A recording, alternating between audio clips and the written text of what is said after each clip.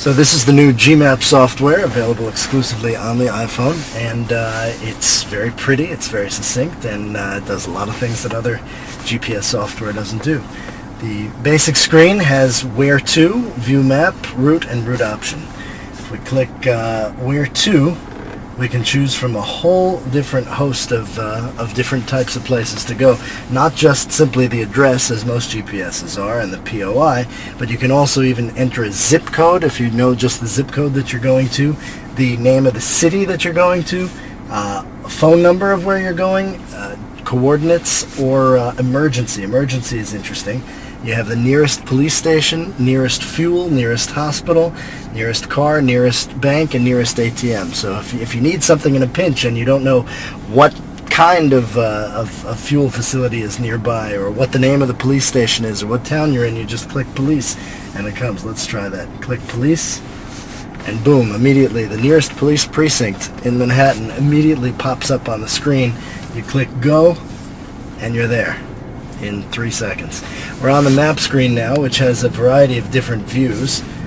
One of them has this overarching 3D view that you see now, including the sky in the background, which is very cool. You have clouds and the sunshine and mountains off in the distance, although I don't know where there are mountains near New York City, but be that as it may. If you click here for a different view, you get an overhead two-dimensional view.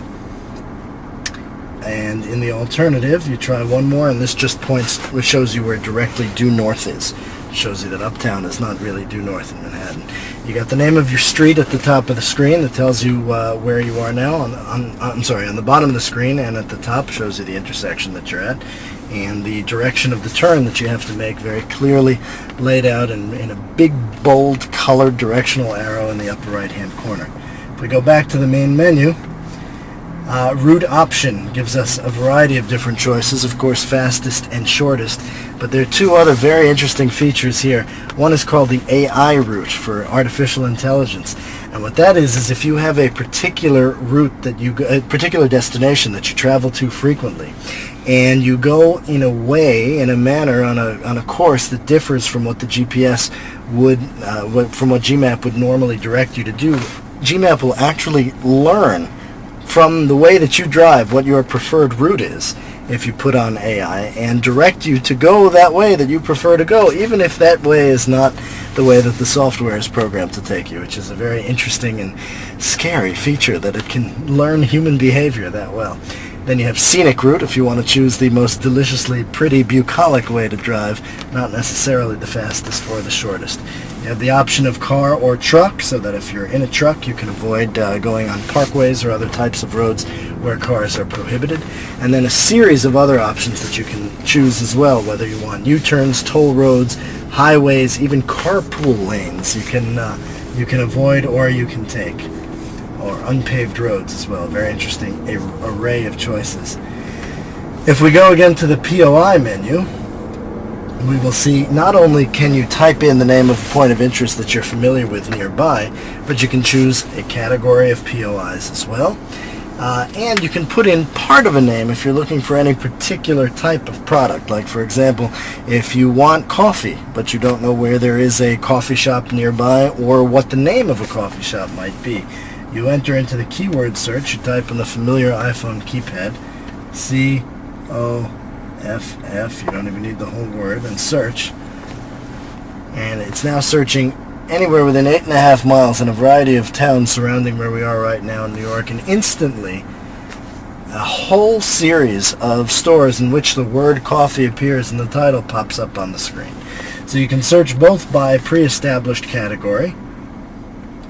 If you click on food, you get 8,000 different cuisines, or you can type a particular type of word and see if that word appears in the title of any facility nearby. You can select barbecue food and get the nearest barbecue restaurant, even if the word barbecue doesn't appear in the title of the POI that you're looking for. The system, Gmap, knows that Texas Grill, for example, which doesn't have the word barbecue in the title, is a barbecue restaurant and will direct you there if it's barbecue that you're looking for. Very interesting.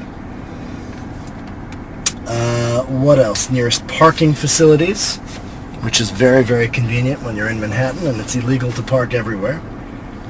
Nearest fuel facilities, when you're running out, you have a whole series here that you can choose from. Lodging facilities, including by type of hotel or bed and breakfast inn or guest house or RV park or any other type of hotel that you'd want. And on, a very, very broad array of POIs and POI categories under entertainment, amusement arcades, casinos, cinema, performing arts, spectator sports. Even if you don't know what you want to do, you can type in any type of category of something and let the GMap give you an itinerary for the day.